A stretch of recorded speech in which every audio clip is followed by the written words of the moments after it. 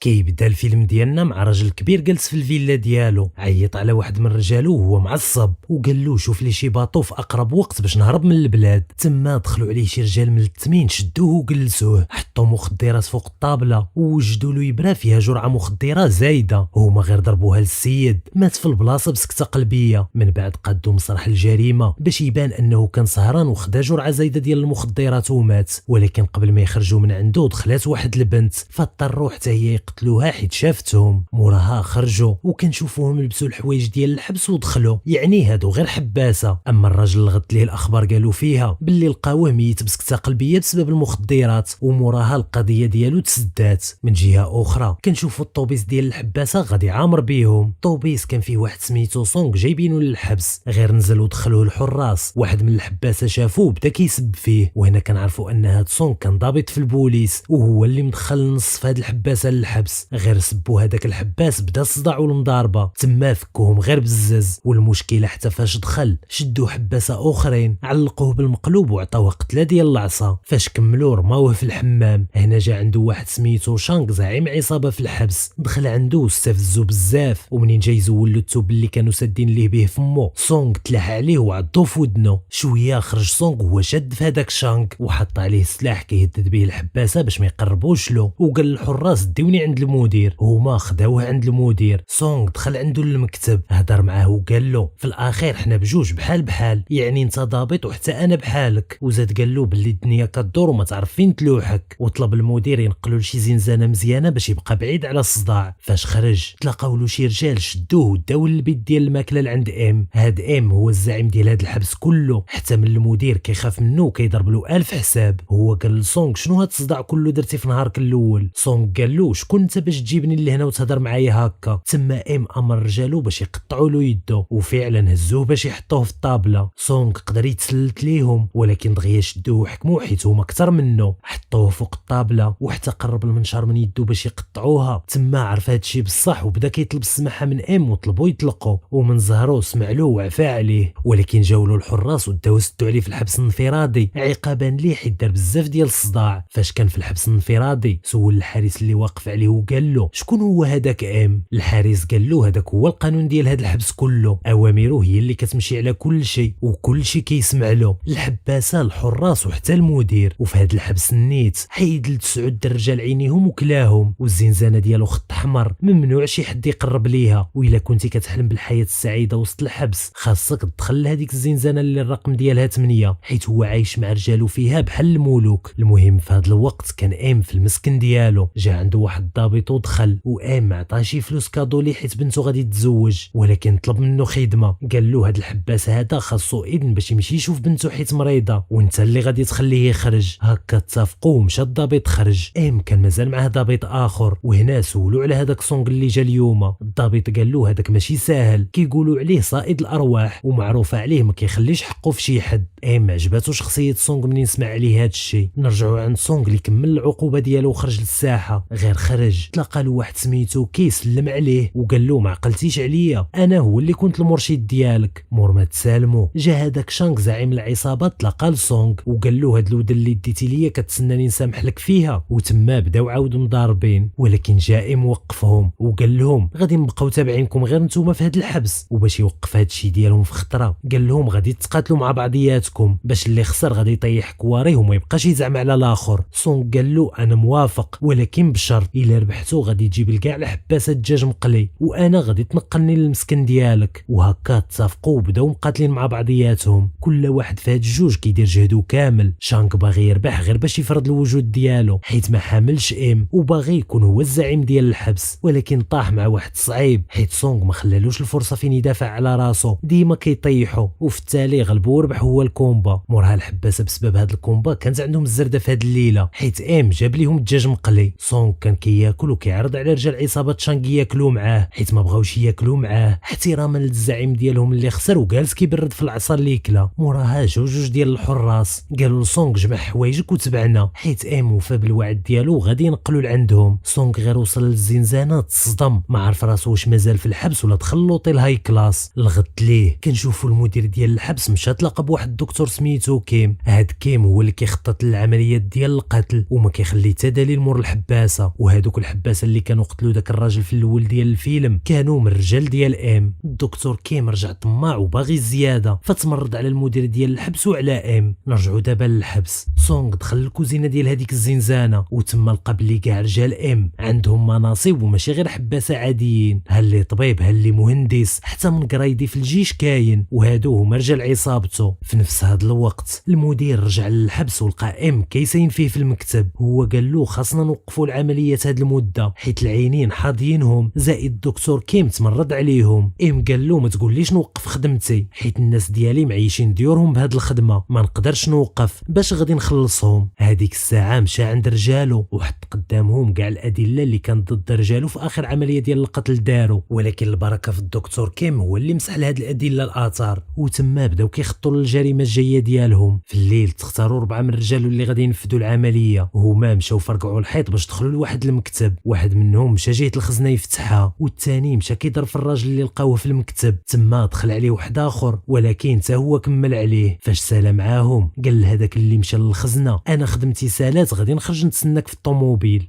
اللي كانت كتسناهم على برا حتى هي فيها واحد المحابسي كان جالس بوحدو تالف وباينه ناوي على شي حاجه، وفعلا غير خدم الضوء الاحمر السيد خرج من الطوموبيل وهرب. وهنا كنشوفوا واحد من الكارديانات ديال الحبس مشى كيجري عند المدير وعلمو بالكارثه اللي وقعات. المدير قال له هذا خاصو يتشد في اقرب وقت ويغبر، حيت الا خرجت الخبر وشدوه البوليس غادي نمشيو فيها كاملين. وهما كيهضروا جاهم تليفون باللي رئيس مديريه السجون جاي عندهم في هذا الوقت زياره على غفله، وهنا صافي كملات عليهم. فعلا وصل للرئيس واستقبلوه. المدير قال له كيفاش هاد الزياره على غفله؟ الرئيس جاوبه صافي المره الجايه غادي نعلمك ونطلب منك الاذن عاد غادي نجي. هو كان غير كيتنز عليه. تما دخل الحبس يدير الزياره، دخل البلاصه ديال الخدمه وقاس الطابله ولقى فيها الغبره. فقال المدير كنقول لك ديما يكون نقا. منين كان كيتمشى شاف واحد الجرده وهو يدخل ليها. هاد الجرده كان فيها سونغ خدام كيفلح، ورجال ام جالسين دايرين رجال فوق رجل وهو خدام في بلاصتهم. ولكن غير شافوا الرئيس دخل ناضوا وكل واحد وشنو كيدير. وهنا دخل حتى ام اللي كانت عنده معرفه كحله مع الرئيس. الرئيس غير شاف ام قال له ياك انت كنتي في حبس اخر اش جابك لهنا، ولا حيت عندك شي معامله خاصه هنا ياك؟ وبين القضيه غير من اللبسه اللي راك لابس ديال المحابسي المثالي. تما دار عند المدير وقال له متاكد من هاد القضيه ديال المحابسي المثالي؟ وهنا قال لام يلا نزل ركع حدايا بحال الكلب. ام شاف فيه وما كراهش يدير فيه يدو، ولكن بقى ثابت وما بغاش ينزل ويركع. الرئيس حيد الفيستا ديالو وهز الرواطه وبغى يضرب ام، ولكن هنا دخل سونغ غوت عليه وقال له واش حنا غير محبسيه دير فينا ما بغيتي؟ راه حتى حنا كنعرفوا الحقوق ديالنا. سونغ دار لهم تما حاله بالغوات وكان جاي باغي يضرب الرئيس، ولكن شدوه وطيحوه في الارض. الرئيس قال لام درتي الكلب اللي كتحميك في هذا الحبس، وموراها مشى بحاله. اما سونغ ما هو عاود في الحبس الانفرادي عقابا ليه. ولكن في الليل خرجوا ام. فاش مشاو للمسكن شكرو حيت دافع عليه وقال له طلب شنو بغيتي نحقوا لك دابا. سونغ قال له انا مشى لحط الطري ودابا في هذه اللحظه الامنيه سهله في يدين ام. هذيك الساعه جا الشيفور ركبوا الطوموبيل بجوج وخرجوا من الحبس بحال اللي هما الموظفين ماشي المحابسيه. سونغ بقى مصدوم حيت خرجوا بهذه السهوله. وهما مشاو لواحد الباطو في البحر وام هو اللي تكلف وطيب له الحوت الطري كيف ما بغى، وموراها جلسوا كيتعشاو. هنا ام قال له واحد من رجالي كان خدام معايا وكينفذ لي العمليات على برا ديال الحبس، ولكن في اخر عمليه ليه هرب لينا، الا قدرتي تجيبو غادي نعطيك $100,000. هنا سونغ تفكر نهار كان خدام وكان في حصه ديال التدريب على السلاح، جا عنده خوه الصحافي وقال له بلي دايره شي هضره على انهم كاينين شي عمليات اجراميين كيتنفذوا من طرف محبسيه على برا. هذيك الساعه سونغ قال لخوه غير نسى هادشي اخويا، انت صحافي وماشي محقق. نرجعوا للوقيته ديال دابا. سونغ قبل العرض ديال ام وبدا كيدير التحريات ديالو باش يلقى هذاك اللي هارب. بقى كيقلب حتى لقى البلاصه اللي عايش فيها، وكانت في حي صيني وساكن مع خطيبته، وحاليا كيتعطل ما كيجيش بكري حيت كيقلب على شي طريقه باش يهرب من البلاد. في هاد الليله سونغ مشى لهاديك البلاصه وبقى حاضي الحي، وفعلا في الليل وصل هذاك المحابسي وكانوا معاه شي وحدين. تما مشى عندهم الزعيم شانغ وبدا كيضرب فيهم، ولكن المحابسي اللي داير عليه الفيلم سلت ليهم. تما عاد خرج سونغ من طوموبيلته ومشى تبعو تشدو. فعلا شدو وقال الام المحابسي جبتو ليك دابا خاصك تعطيني الفلوس. موراها رجعوا كاملين للحبس. هذاك اللي كان هارب نزل على ركابيه وبدا كيطلب السماحه من ام، وقال له هربت حيت كنت بغيت نتوب من هادشي اللي كنديرو فيه. ام ما هضرش معاه كاع ولكن شير له بصبعو على الطابله. المحابسي طلع فوقها وهنا شاف حبل ديال المشناقه، وهادشي كيعني انه خاصو يديرو في عنقو يشنق راسو براسو، وحيت ما كان عنده حتى حل نفذ الامر وانتحر. هنا سونغ كان خايف يغدرو حتى هو، ولكن ام وفى بالوعد ديالو وعطاه الفلوس اللي اتفقوا عليها كلها. ومن تما سونغ ولا ديما كيتمشى مع الرجال ديال ام حيت ولا واحد منهم. ام عاوتاني طلب منه ينفذ مهمه اخرى وقال له خذ وقتك باش تفكر فيها. موراها سونغ كان كينقي الحمامات، تما شاف المدير كيشوف في المرايه وبقى واقف قدامها وقت طويل. من بعد جمعوا الحباسه باش يتغداو. ام قال لسونغ والواحد معاه في العصابه كيقولوا له ما شنو بان لكم نتوما بجوج تكونوا يد وحده. هذاك اللي سميتو ما بدا كيضحك ضحكه ديال الاستفزاز ودوا ناقص مع سونغ.